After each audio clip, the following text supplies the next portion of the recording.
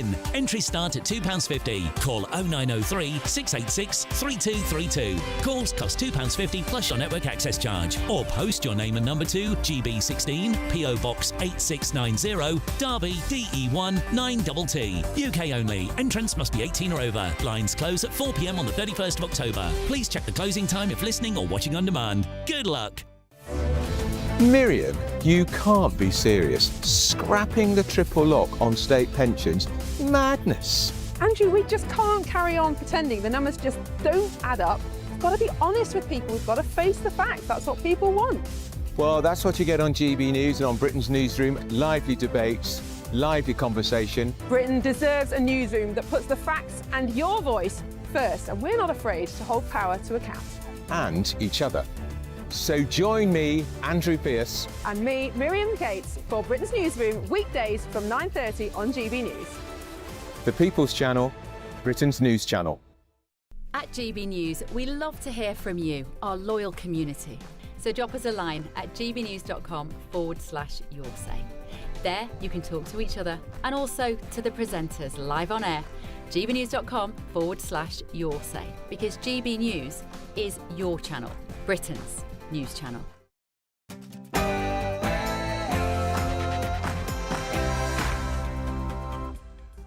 Hello there, it's 6 o'clock. I'm Michelle Dewberry and this is Dewbs & Co. Coming up tonight, first it rains and then it pours. The pressure is on for Peter Mandelson to quit. Do you think he should or not?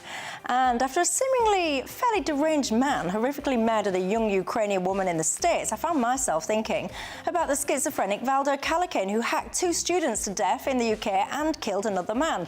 It made me sit and ponder, why does it feel like so many people with extreme mental health challenges are allowed to walk the streets? Is it time to stop caring the community and, quite frankly, bring back asylums? And a police watchdog says that police should stop logging non-crime hate incidents. You don't say.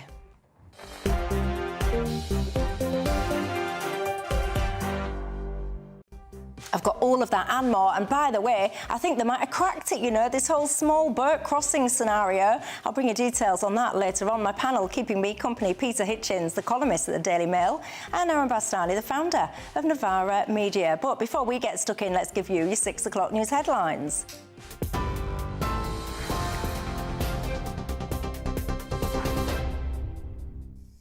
Michelle, thank you very much and good evening. The top stories. The Duke of Sussex has arrived at Clarence House, where he's expected to meet his father, the King, face-to-face for the first time in 19 months.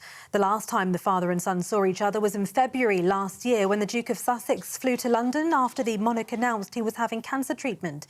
Harry's currently in the UK, and earlier today he visited the Centre for Blast Injury Studies at Imperial College London, an institution with which he has close connections. The Duke has been carrying out a string of events since arriving back in Britain on Monday. The Prime Minister says he has confidence in Lord Mandelson after it emerged the British ambassador to the US had described paedophile Jeffrey Epstein as his best pal. Lord Mandelson admitted the note calling Mr Epstein his best pal was, in his words, deeply embarrassing. Conservative leader Kemi Badenoch accused the Prime Minister at PMQs today of poor judgment, saying victims want Mandelson to be sacked. In 2019, Jeffrey Epstein was convicted of child prostitution and sex trafficking that took place between 2002 and 2005. That is the precise period which Lord Mandelson called Jeffrey Epstein his best pal. Absolutely. He says the ambassador has expressed full regret, but the victims of the paedophile Jeffrey Epstein have called for Lord Mandelson to be sacked. It is embarrassing that the Prime Minister is still saying that he has confidence in a man who was brokering deals with convicted child sex offenders while sitting in government. Sir Keir Starmer rejected the calls, insisting Mandelson had been through full vetting before attempting to shift the focus to Labour's record. She says the ambassador's been in the White House discussing NATO. He is, as we all are, with a number of international calls this morning and on Ukraine, as well as the attack in Doha yesterday. In the meantime, Mr Speaker, we have been opened up a new schools-based nursery. On Monday, we had the Defence Industrial Strategy. On Tuesday, we published NHS league tables to push up standards. We reopened Doncaster and Sheffield Airport yesterday. And today, we've set out how we're repairing the concrete in our hospitals. 3 migrants, including 2 children, have drowned while trying to reach the UK. French authorities say another 3 people are still missing. It comes just hours after a woman died in UK waters near to Dover. And that says more than 850 migrants made the crossing in just 24 hours, pushing this year's total past 31,000. Housing Minister Alison McGovern has pulled out of the Labour deputy leadership race. In a statement posted on social media, the MP for Birkenhead said it was clear she wasn't going to progress to the next stage, which required the backing of 80 colleagues. She said she will be nominating Education Secretary Bridget Phillipson, who is the current frontrunner. The deputy leadership contenders need, as I say, 80 nominations from fellow Labour MPs by 5 p.m. tomorrow to stay in the race. The Israeli president has now departed Downing Street after being welcomed by Sir Keir Starmer a day after Israel's deadly strike on Qatar's capital Doha, which killed 5 Hamas members. The terror group claims Israel's attempt to assassinate its ceasefire negotiators failed, although a Qatari security officer was also among the dead. Benjamin Netanyahu insists the strike was fully justified, saying it targeted senior Hamas leaders behind the 7th of October attack. But Qatar has branded it a cowardly breach of international law, tasking lawyers with building a case against the Israeli Prime Minister. Now, the EU is warning it could suspend trade and impose sanctions on Israel, a move Israel's foreign minister calls unacceptable. Riot police have clashed with protesters in Paris as tens of thousands take to the streets under the banner of Block Everything. The government deployed more than 80,000 officers nationwide, but still faced burning barricades, bins rolled into the roads and even a bus set alight in Rennes. Tear gas was fired while more than 200 arrests have been made across France. The unrest coincides with President Macron swearing in his 4th Prime Minister in just 12 months. Defence Secretary John Healey says he's asked the UK armed forces to look at options to bolster NATO's air defence over Poland after Russian drones were shot down over the Eastern European country. Sir Keir Starmer condemned what he called an unprecedented violation of NATO airspace. He's praised NATO and Polish air forces for their swift response, but warned it underlines President Putin's blatant disregard for peace. Polish Prime Minister Donald Tusk says 4 drones were intercepted overnight after 19 incursions, mostly entering from Belarus. NATO jets joined in the scramble while 4 airports were shut down. And former Premier League referee David Coote has been charged with making an indecent image of a child. The ex-official, aged 43 and from Collingham, is due to appear in court tomorrow. The charge of making an indecent image of a child refers to activities like downloading, sharing or saving abuse photos or videos. The allegation relates to a video recovered by officers from Nottinghamshire Police in February. Coote was charged on the 12th of August and is on conditional bail. Those are the latest GB News headlines for now. More from me in an hour. Now it's back to Michelle. Tune into GB News Radio wherever you are. Online, on DAB digital radio, on TuneIn, on Radio Player and on your smart speaker. Just say, play GB News.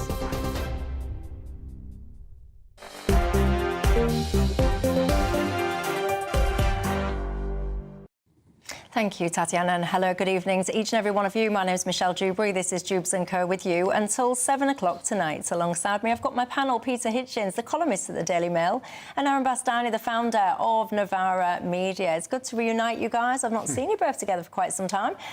Each and every single one of you, very welcome tonight. Join the conversation all the usual ways. You can email me, gbviews@gbnews.com. Go to the website, gbnews.com/you'll say. Of course, you can tweet and you can X me lots that we need to get through tonight. But that story that I picked up there on the headlines in terms of Poland shooting down that Russian drone, Peter Hitchens, your brief thoughts on that? Well, I think it raises the question, which doesn't get thought about very often, how effective is NATO? How much difference does it actually make? The problem with NATO is that it can't get involved in this war directly any more than the United States can, because to do so would be to escalate the war into an area where it might even become nuclear, so no one's going to do that. And also it raises another question about NATO. Everyone goes on all the time about Article 5, where everyone is supposed to come together if one member is attacked. Look at Article 5. And you'll find that it says that nations can take what action they deem necessary, which means they can write a rude letter to the Russian ambassador in their capital city, or they can make a speech at the United Nations. They don't have to do anything. And there's a lot of overrating of NATO going on here, and people have to realise that this is so in these discussions. And oddly enough, I think NATO's probably been weakened by the events of the past year rather than strengthened. Well, there you go. What do you make to it all at home? And asking what you make to things as well. Are you sitting there with bated breath watching the Range Rovers going into Clarence House, sitting there going, oh, Michelle, is our king finally going to start talking to Prince Harry's son again? Do you care about that story? It's very tragic, isn't it, when any family kind of falls out like that? But are you a royal watcher?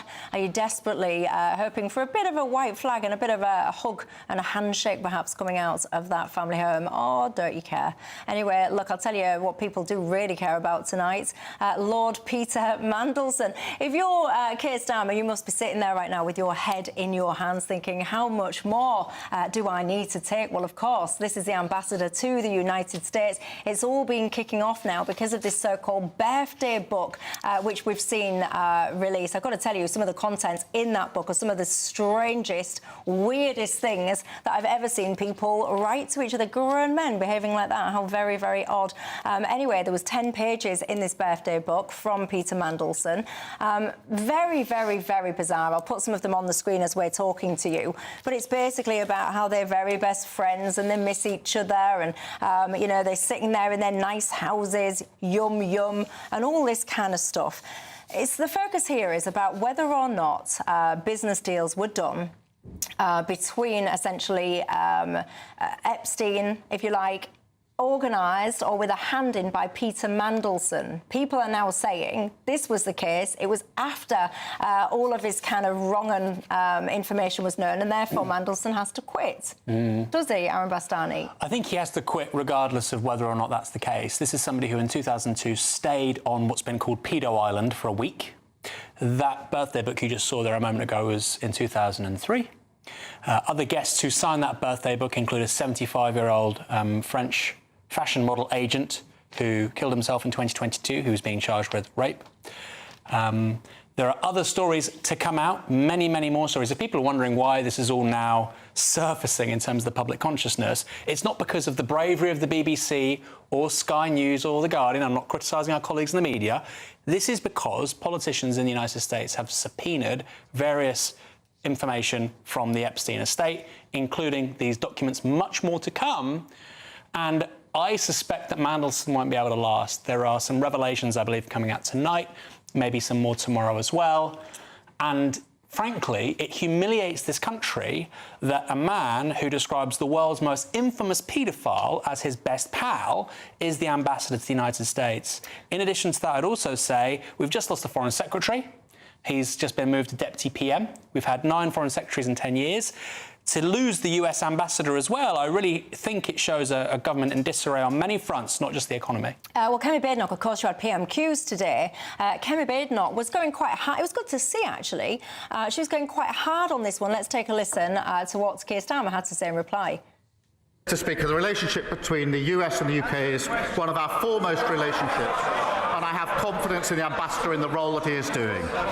Mr. Speaker, I think it is embarrassing that the Prime Minister is still saying that he has confidence in a man who was brokering deals with convicted child sex offenders while sitting in government. That is a disgrace. In a second, I'll play you a clip from Peter Mandelson himself.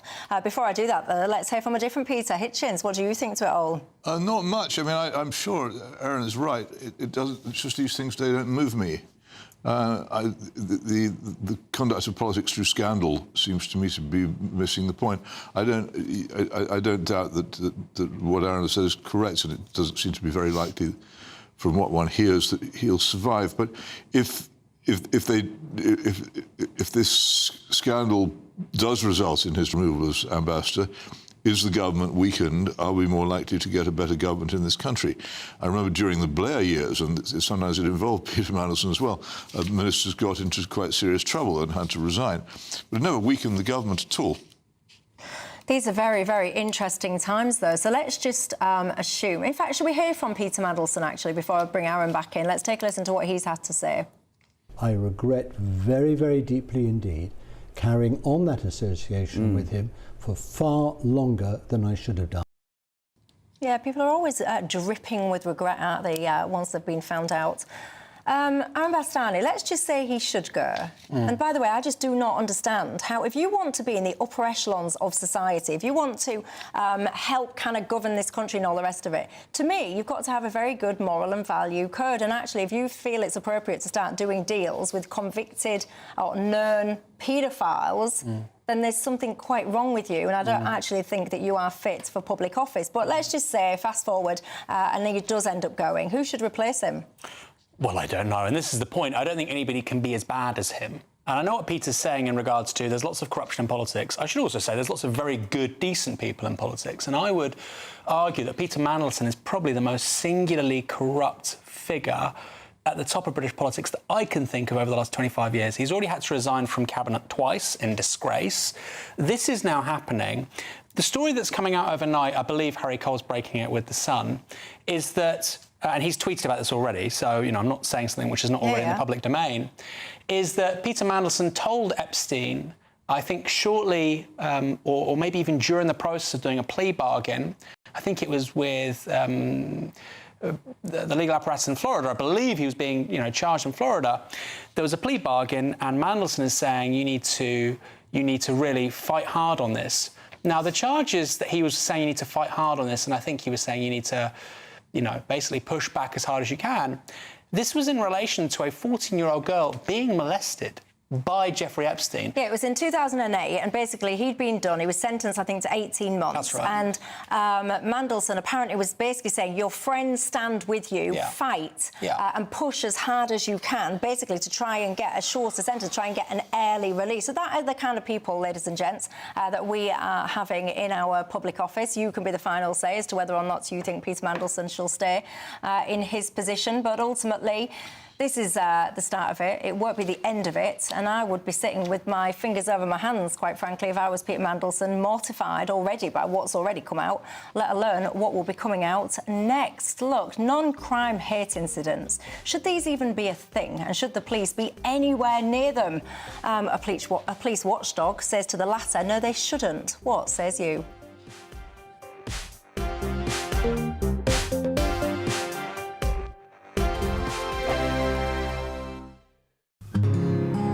This is our country, and we think it's amazing.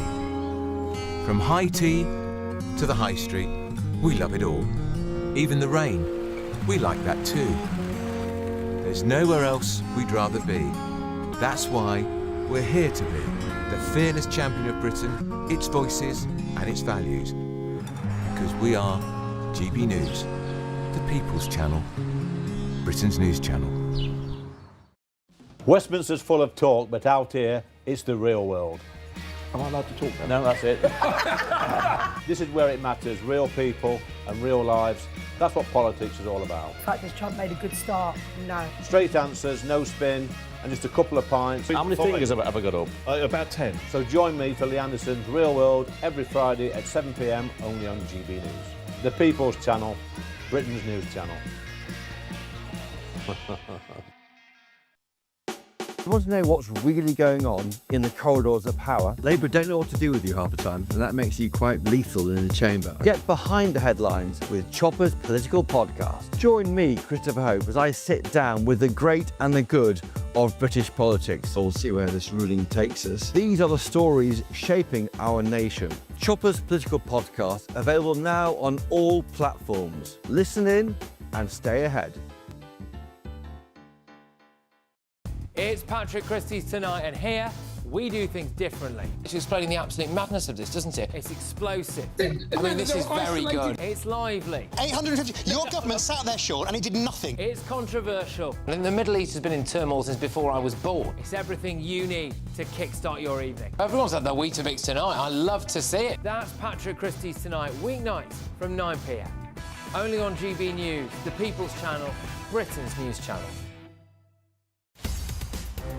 In the GB Newsroom, we bring you the news as it happens. With our team of dedicated journalists across the UK. We're ready to keep you up to date with what's happening every half an hour, every single day.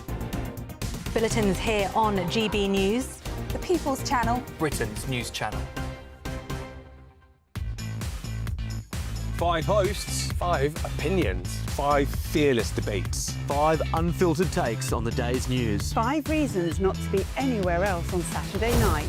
This is the Saturday 5. You got me. You got me good there. Britain's biggest Saturday night TV show. It's not a bad brand. Yeah. Uncensored. Very, very racy tonight. On the unpredictable. What did she say? Can you translate it for us? And always entertaining. And how can a country go from being led by William Wallace to Saturday nights from 6 p.m. only on GB News, the People's Channel. Britain's news channel. You're going to want to stay tuned, trust me.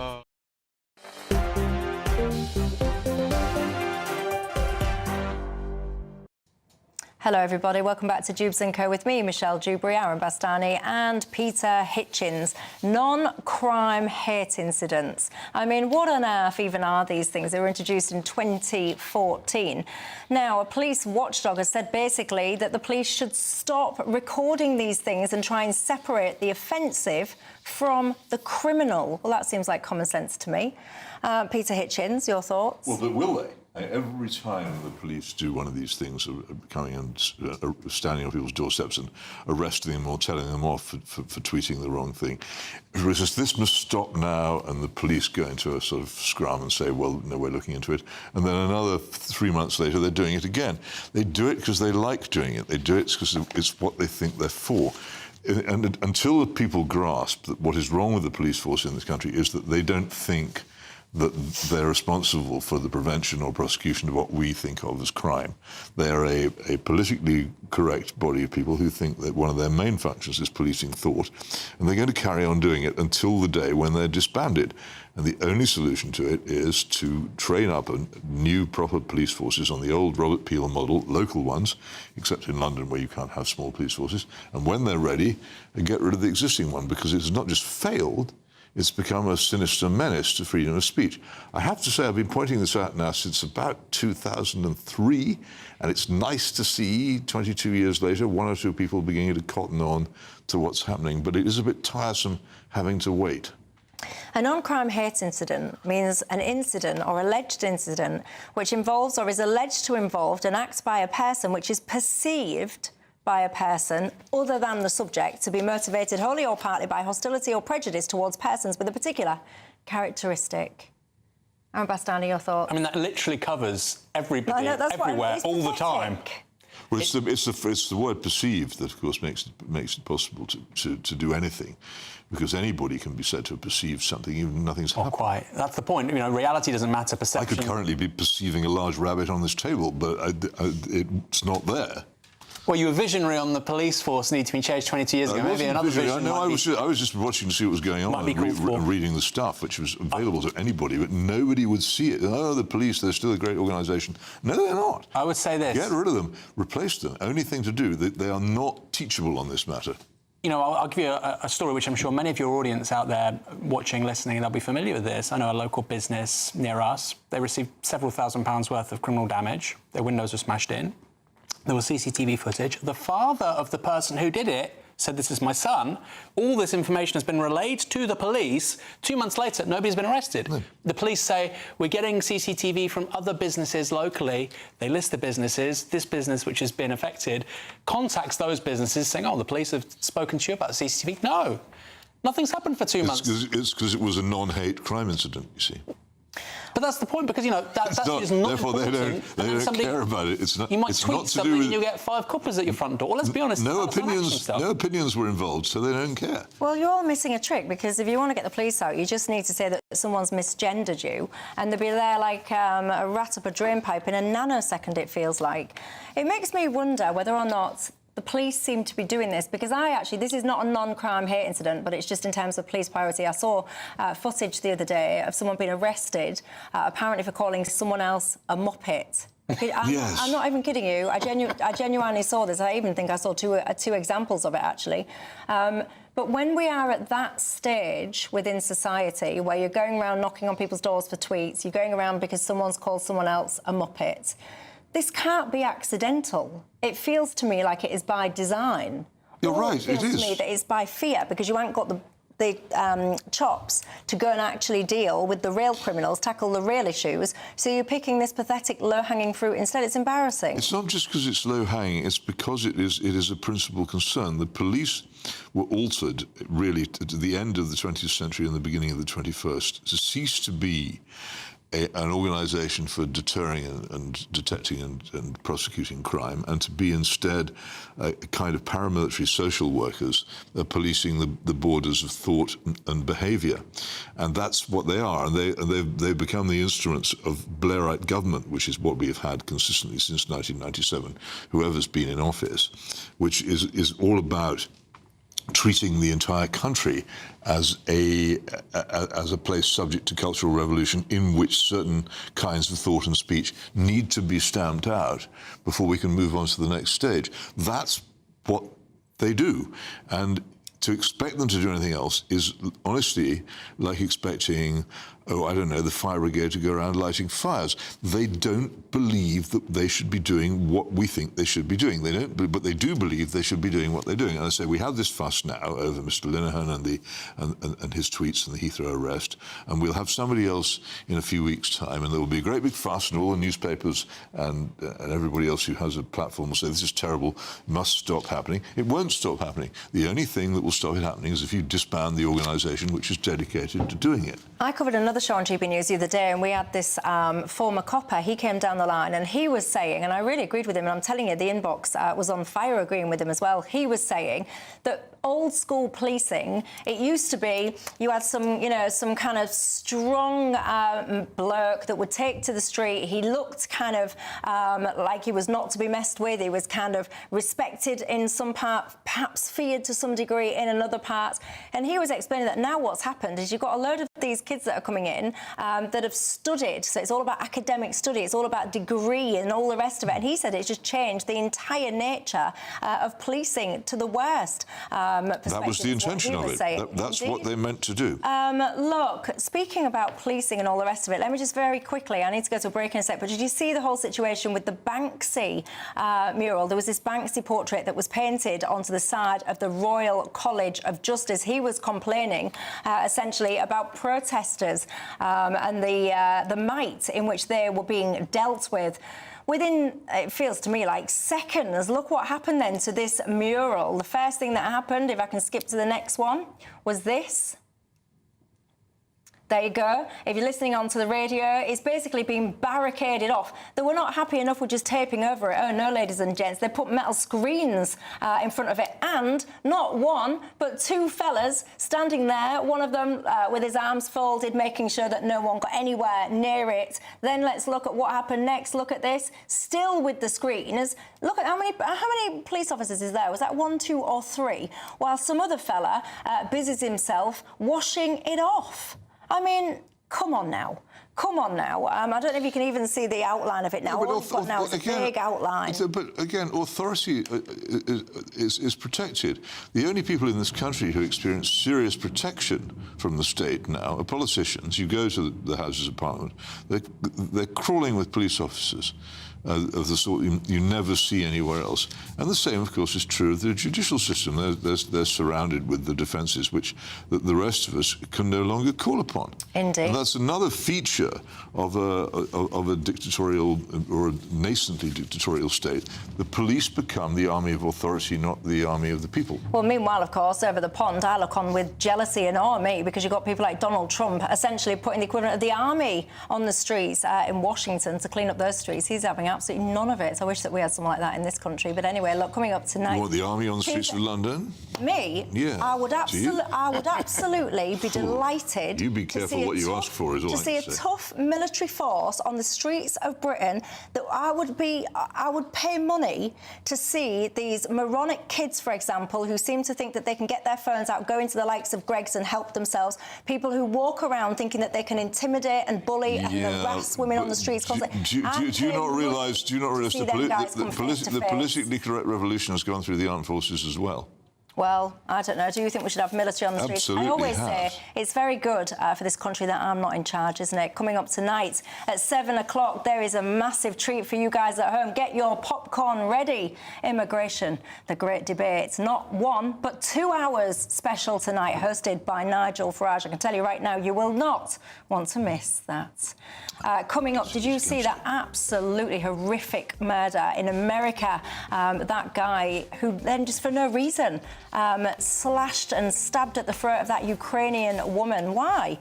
Because we have these problems in this country as well. People with mental health issues wandering the streets of Britain, all because of care in the community. Is it time to return to the days of the asylums? Do you remember those? See you in 2.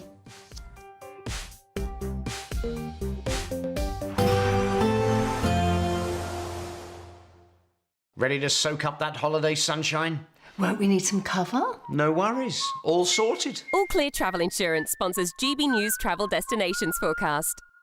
Good evening. I'm here with your GB News weather forecast from the Met Office. Now, as we go through the rest of today, overnight and into tomorrow, the heaviest, most persistent rain will clear away, but there will be plenty of showers following in behind. All the unsettled weather is due to an area of low pressure to the northwest of the country, and it's this that's been driving that frontal system across us through today. That is then going to clear away towards the northeast, so some heavy rain for a little while yet across some eastern, northeastern parts, but eventually... All Clear Travel Insurance sponsors GB News Travel Destinations Forecast. Good evening. I'm here with your GB News weather forecast from the Met Office. Now, as we go through the rest of today, overnight and into tomorrow, the heaviest, most persistent rain will clear away, but there will be plenty of showers following in behind. All the unsettled weather is due to an area of low pressure to the northwest of the country, and it's this that's been driving that frontal system across us through today. That is then going to clear away towards the northeast, so some heavy rain for a little while yet across some eastern, northeastern parts, but eventually turning drier here as we go through the night. Also some clear skies. Further west, though, plenty of showers piling their way in and some blustery winds, keeping temperatures here from dropping too low, but under the clearer skies and the slightly lighter winds in the east, it could turn a little fresh for some of us. Single figures in a few places, even some towns and cities. Then as we start tomorrow morning, well, it's going to be quite wet across much of Scotland. Eastern areas, Aberdeenshire, for example, avoiding the most of the showery rain, but elsewhere a pretty wet pitch at first thing. Also plenty of showers across parts of Northern Ireland, particularly western parts of Northern England and down the western side of England, Wales, and also along some southern coastal parts. Plenty of showers here, and all the time some of these could be heavy and they could be thundering. Now, some places towards the east will start the day largely fine and dry, but as we go through into the afternoon, the showers are going to become more widespread, so most places likely to see a fair few of them, though they will be quite scattered, so some dry sunny spells in between. And in the shelter from the blustery winds, if you catch any of those sunny spells, well, it's not going to feel too bad. Temperatures getting into the high teens or low 20s. Then through into Friday, and a quieter start perhaps, but again we are going to see more showers coming in from the west, perhaps slightly fewer, less intense showers than we're going to see through tomorrow, but nonetheless most of us likely to see some. More showers come Saturday, but on Sunday there's a potential for a particularly deep low to come close to the UK. We'll firm up on the details nearer the time.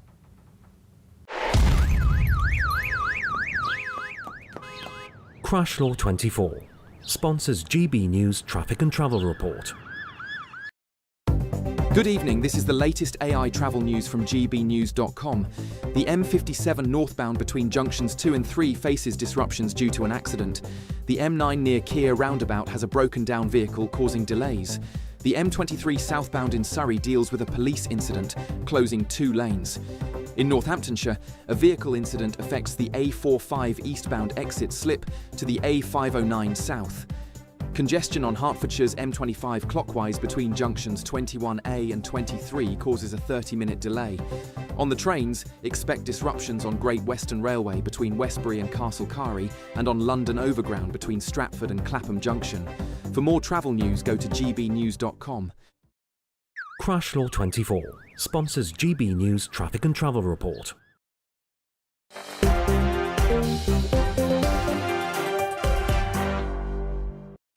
Hello everyone, welcome back to Dewbs & Co. with me, Michelle Dewberry. Alongside me, I've got Daily Mail columnist Peter Hitchens, and alongside him I've got Aaron Bastani, the founder of Novara Media. Now, let me tell you, I get to see some horrific things doing this job, unfortunately.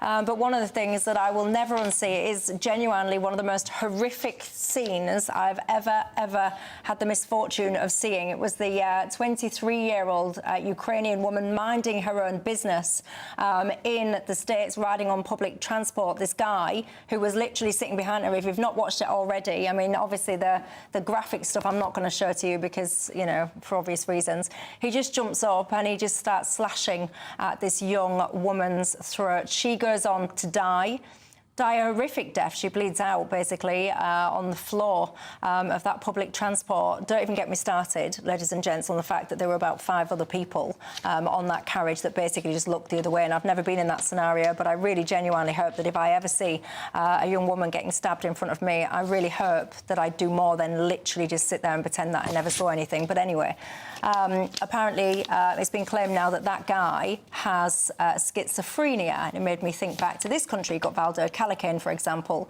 the guy that went off and hacked 2 students to death and also killed another man. I could go on. You'll remember that stabbing in Hainault, where that young teenage boy is an example. He was hacked to death as well. You guessed it, apparently that perpetrator, he had mental health problems. Aaron Bastani, over recent years, we've had this move to take people that have got severe mental health challenges, and instead of keeping them protected for their safety and for our safety in institutions, those institutions were closed down, and there was this whole focus on caring for these people instead in the community. I've got to the point now where I'm now thinking that is a broken approach and considering perhaps it's a time for a return to those asylums. Your thoughts? Yeah, so this starts really in the 1960s, and I won't steal Peter's thunder because he's very passionate about this subject. It starts, strangely, with Enoch Powell as Health Secretary in the 1960s. It really goes on steroids with Margaret Thatcher in the 80s. Interestingly enough, this stuff was led on by the Democrats in the US, so it shows that, you know, left and right had kind of a consensus around this approach after the 1960s. Effectively, like you say, get rid of asylums, and the approach instead is that we can use therapies and we can medicate people. And of course, for many people, that's the case. And nobody is suggesting that we should go back to the pre-1961 system. There are many people now who can live very happy, fulfilled, productive lives because of changes to therapy and the availability of various drugs. However, that's not the case for everybody. And I think that's the conversation we probably should have. The Nottingham killings, I think, is a really powerful case in point. I'd also say Axel Rudakabana. This is somebody who was telling the police he was in possession of a knife on a bus. The police arrested him. He's then allowed back out. I would think in a sensible society which takes these issues seriously, and as you said, put the safety of the public, but also that person as well, first and foremost, I would have thought somebody like that would be sectioned, presumably. He wasn't. So I think that's right. I think we probably need to re-examine this stuff. People clearly aren't being looked after as they should be. And this is a really extraordinary story on public transport. I'm a huge champion of public transport. And I think on the left, we generally like to promote public transport, don't we? We have not been loud enough on the issue of public disorder and safety. People are not going to use trains and buses if they're not clean and safe. So for me, it's something that really we should try and build a consensus around. You know, if you want people on public transport, make sure they're safe, and people with severe mental health issues shouldn't be on them and certainly shouldn't be threatening people or harming them. A while back, Peter, I was on the tube with my little boy. He was in a pram at the time. And this man, very, very aggressive man, he was just deranged, quite frankly, in this carriage. It was terrifying. It was honestly one of the most terrifying things I've ever experienced because you can't get out. You're just locked in this carriage with this guy.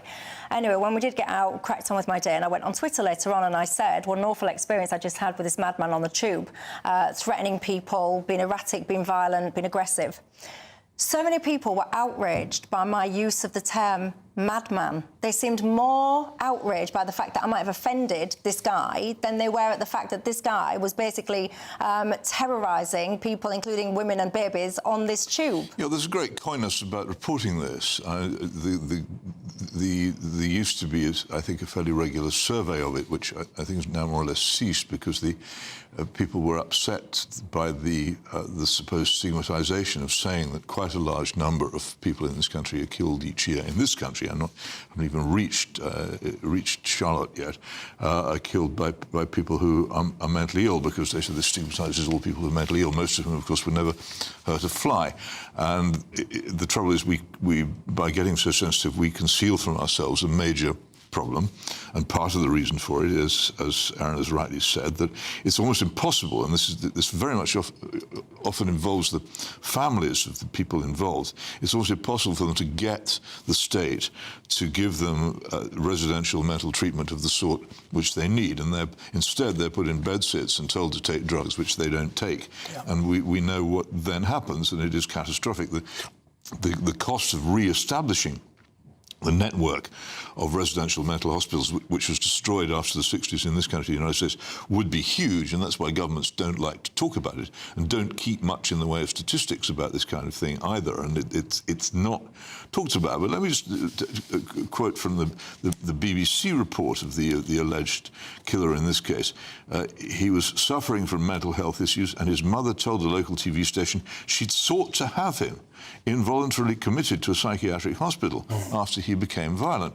Well, I'm not at all surprised. I often find this. I look into many of these cases. It's predictable almost every time you find it. The other thing which is predictable, which I'm going to bring up now, even though I haven't got my slime-proof suit on, and we'll just have to put up with the geysers of slime which will be directed at me for saying this. A couple of weeks ago, when you weren't here and Dawn Neeson was doing the programme, we were discussing the Minneapolis killing, and I said, well, I don't know about it, but it was noticeable in several of these incidents the killer turned out to have some sort of marijuana connection in his life. Within 12 hours of saying that on this programme, it turned out, though it's barely reported in this country, that the Minneapolis killer had actually worked in a marijuana shop. He was that connected with it. I have no doubt that he sampled the products. And on this occasion, I would be also completely unsurprised to find that once he's looked into that he is a marijuana user. So much of the mental illness on the streets of this country and the United States, of major European countries, follows the widespread use of marijuana, which the authorities have given up trying to interdict. They don't bother to prevent or punish the use or the possession of it in the way that they should, and this is a consequence of that. Yes, of course, it would be a good thing if people, once they became mentally ill, could again be accommodated in mental hospitals. But the far better thing would be if we prevented large numbers of young people from becoming mentally ill in the first place by properly enforcing our laws against this really very dangerous drug, which the police pathetically have ignored now for decades, while pursuing non-crime hate incidents with exactly. great vigor. Well, we have our priorities wrong in this country, don't we? I've got to say, by the way, this horrific, awful murder of this Ukrainian girl. I would give Elon Musk a lot of credit for this. You know, the fact that he's now got hold of what used to be Twitter. This case went absolutely viral all over on that platform. I hadn't even, up until that point, seen it in any mainstream outlets whatsoever. And I found myself thinking, can you imagine if a white guy had murdered an innocent brown or black refugee whilst chanting up and down to himself, yeah, I got the white guy, I got the brown guy, or yeah, I got the black guy. Can you imagine? There would have been absolute wall-to-wall coverage, and sometimes I wonder how much kind of skin colour plays a part in some of the reporting, at least, of some of these situations. I shall leave you to ponder that. At home, Donald Trump, he's not messing around. He says that if found guilty and so on, that guy from the Ukrainian situation, he might even have to face the federal death penalty. What do you think to that one coming up after the break? Lots that we need to discuss. We've also got an immigration special, ladies and gents, at 7 o'clock with Nigel Farage. But guess what? Apparently, Labour, they might have sorted it out. You might not need this immigration debate, because I'll tell you what they're up to on the beaches of Calais, and you can tell me whether or not you think it'll make a blind bit of difference. I'll see you in 2. Welcome back to Britain's Newsroom with Andrew and Beth. Hello everyone, Patrick Christie is here. I'm Michelle Dewberry. Britain's News Channel. Access the stories that matter to you. Take the GBNews family with you on any device. And as long as you have an internet connection. Tune in to GB News, anywhere on the planet or beyond. GB News, the People's Channel, Britain's news channel. Britain was once the envy of the world. But look around. A nation that no longer knows what it is or where it's going. A country that's broken. How do we fix Britain? How do we bring it back? Friday night with Matt Goodwin at 8 p.m. only on GB News. Exciting news. Every Friday, my Patrick Christie's Tonight Show is going to have a twist to it. We're welcoming some special guests. You. That's right, on Fridays I'm going to be doing my show in front of a live studio audience because this show is about you and what you have to say. It's going to be the same big debates, same big topics, same big opinions. But every Friday night at 9 p.m, you are invited to come on down to Patrick Christie's Tonight to be a part of the action. Only on GB News, the People's Channel, Britain's news channel. At GB News, we love to hear from you, our loyal community. So drop us a line at gbnews.com/yoursay. There you can talk to each other and also to the presenters live on air. gbnews.com/yoursay, because GB News is your channel, Britain's news channel. Westminster's full of talk, but out here, it's the real world. Am I allowed to talk now? No, that's it. This is where it matters. Real people and real lives. That's what politics is all about. The fact that Trump made a good start, no. Straight answers, no spin, and just a couple of pints. How many fingers have I got up? About 10. So join me for Lee Anderson's Real World every Friday at 7 p.m. only on GB News. The People's Channel, Britain's news channel. Join me, Nana Akwe, for an informative, interactive news programme with a difference. It's fun. No, he didn't say that, Dave. I'm so surprised. I think there's an element of truth to that. Join me from 3 p.m. every weekend, only on GB News, Britain's news channel. Mornings don't have to be tiresome, especially if you have the right company. Wake up to news as it happens, opinion and debate, and of course, a little bit of entertainment too. Because when the kettle's on, we're on. That's Breakfast on GB News, a show worth waking up for. Every morning from 6 a.m. Only on the People's Channel, Britain's news channel. We'll spread the news, you spread the word.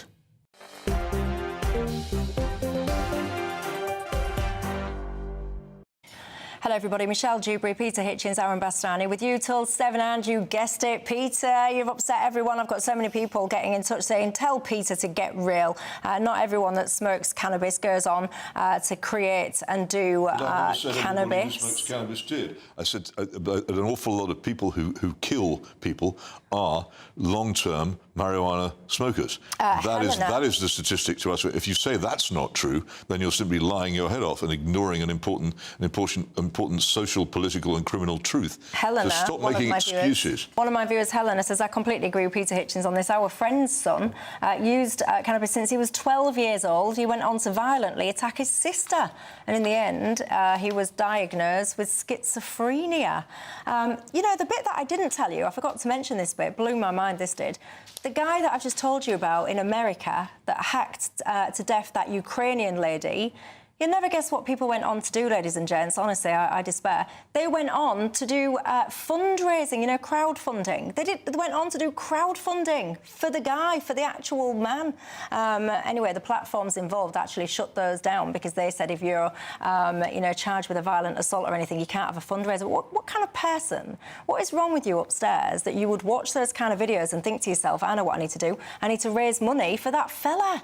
Give your head a wobble. Well, I can't imagine that's a particularly major feature of life, but what is much more important is the large number of morons who every time, it happens time and time, week after week after week, that somebody commits an act of serious violence and turns out to be a long-term user of marijuana, and these people close their eyes and stop their ears to this and do nothing about it and continue to campaign for the legalisation of what is probably the most dangerous drug in our midst. Those are the stupid, nasty people, and I'm afraid I have nothing in the way of forgiveness or charity for them. Peter Hitchens has got no time for you. I can see you on YouTube, some of the things that are saying. There you go. He told you. Let's go live to our political editor, Christopher Herp. He's got some things to tell us about Keir Starmer and the ECHR. Go on, Christopher.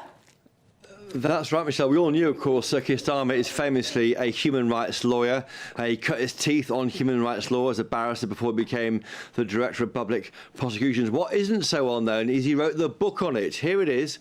It's called, as you can see there, European Human Rights Law, the Human Rights Act 1998 and the European Convention on Human Rights. You see him there on screen, a youthful Keir Starmer with his book. We've got a copy of it here. In this book, it basically serves as a manual for judges and lawyers on how to interpret human rights law when the law came in under Tony Blair's government back in 1998. In the introduction, Sir Keir Starmer wrote this: above all else, the HRA, the Human Rights Act, represents a new way of thinking about law, politics, and the relationship between public authorities and individuals. He goes on, its potential is enormous.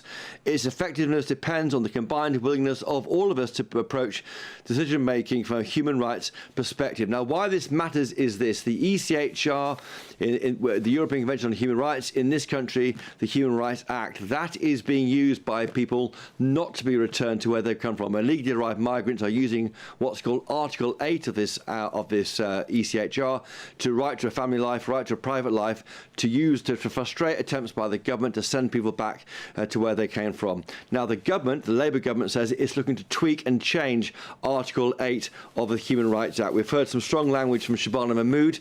She, of course, is the Home Secretary. She's criticised the UK's maximalist and extreme interpretation of the ECHR, and she suggested that that this ECHR, the European Court in Strasbourg, is losing public confidence and needs reform. Nigel Farage, the Reform UK leader, he's been critical. He says that Keir Starmer wants to reform human rights law, but he wrote what he calls a how-to manual on how to use human rights law. I have approached Number 10 for comment. They haven't commented yet on this document. And later on, we'll be hearing from Nigel Farage. He's hosting a 2-hour show on immigration. He'll be featuring, of course, at the heart of it, the European Convention on Human Rights. Indeed. Christopher, can I just ask you a very random question? I hate putting people on the spotlight, but I can't help it. As I am diligently paying attention to what you're saying to me, of course, I can't help but notice that flag in the background over your shoulder there. And I just wonder, is that a new thing? Has that always been there? Am I just uber focused in now on flags or what? Look at that, by the way. The second I take the camera to it, the wind stops blowing and it sits still. So you must be looking at that at home going, what's Michelle even talking about? Michelle, you're obviously a flag obsessive, Michelle. That flag is on top of the old Middlesex Crown Court. It's now called the Supreme Court of this country. I think it's always been there. I've never fully noticed that. I'm always looking to the left of that picture at Big Ben and checking I'm on time for my hits for your programme. But I'll now look to the right and observe the flag more. I think it's been there for a long time. It does sit on top of the Supreme Court. Of course, Parliament Square is the kind of the juncture of our constitution. Opposite there is Parliament. That's the opposite the Supreme Court. To the right, you'll see there is Westminster Abbey, and to the left, of course, is the executive. So that's the heart of our constitution. There you go, Christopher. If it all goes wrong in life, you can get yourself a job as a tour guide on an open-top bus. There you go, everyone. You can save yourself an absolute fortune. Thank you very much for that, Christopher. And I liked your scoop there as well about the ECHR. Thank you very much for that. Any thoughts from you on that, Aaron Bastani? You know, Keir Starmer is such a duplicitous person. I wouldn't be that surprised if he's the Prime Minister who takes us out of the ECHR, despite writing the literal textbook in defence of it. So watch this space. Do you reckon, Not Peter? impossible. Your thoughts? Human rights was always the Blairites developed this. It was always a device to allow judges to trump Parliament and to remake the law of this country in liberal directions by interpreting the Human Rights Charter in the way that they have done. They watched the Supreme Court justices in the United States pretending that the Constitution said all kinds of things it didn't say, and they thought, we want some of this. And they did it, and they also set up a Supreme Court, which in this country is a constitutional outrage. And people said, oh, look, this Blair government is really conservative, isn't it? I can't believe how dim people were during the period when all these changes were made, but now we've got them. Don't be surprised to find that Keir Starmer is keen on human rights. Of course he is. Its whole career has been based upon them. It doesn't mean human rights. It means political interference in the country by liberal judges. That's what it means. Always has done. Well, there you go. Keep your thoughts coming in. There's a lot of people, actually, that are expressing concern about this, what I would now argue is a broken strategy of care in the community.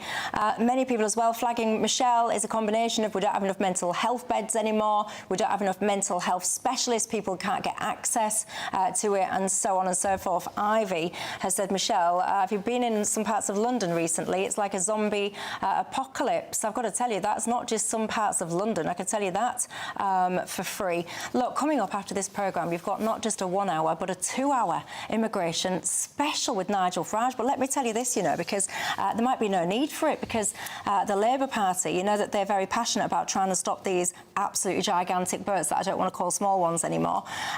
You know, we give France, don't you, about £700 million so far. They've put some signs up. We've put some signs up, ladies and gents, on the beaches of France, telling people basically that they're not going to have any of it when it comes to people smuggling and so on and so forth. But you know what caught my eye? Apparently these signs, they've been written in French and English. Now, I am not a linguistic guru, but I would hazard a guess that if you're trying to stop people coming from good only knows which countries, whether it's Iraq, Afghanistan, Syria, Libya, you name it, writing signs in English and French is probably not the most effective situation to be doing it. And it gets me wondering, why when you go to places like the NHS, do you get translations into goodness knows how many languages, but when it comes to actually trying to stop people entering this country illegally, you get them just in English and French. Something not quite right about that, if you ask me, in my humble opinion. Anyway, look, I've enjoyed my conversation with you two tonight. You'll be pleased to know you are now dismissed, Peter and Aaron. But coming up, like I said, get yourself some popcorn, because I know I speak to you every single day of my life, ladies and gents, and I know that the biggest issue on your mind is that of immigration. We are going to thrash it out after the break. Night. Expect warm spells with the odd rude interruption. Box Boiler sponsors the weather on GB News. Good evening, I'm here with your GB News weather forecast from the Met Office. Now, as we go through the rest of today, overnight and into tomorrow, the heaviest, most persistent rain will clear away, but there will be plenty of showers following in behind. All the unsettled weather is due to an area of low pressure to the northwest of the country, and it's this that's been driving that frontal system across us through today. That is then going to clear away towards the northeast, so some heavy rain for a little while yet across some eastern northeastern parts, but eventually turning drier here as we go through the night. Also some clear skies. Further west, though, plenty of showers piling their way in and some blustery winds, keeping temperatures here from dropping too low. But under the clearer skies and the slightly lighter winds in the east, it could turn a little fresh for some of us. Single figures in a few places, even some towns and cities.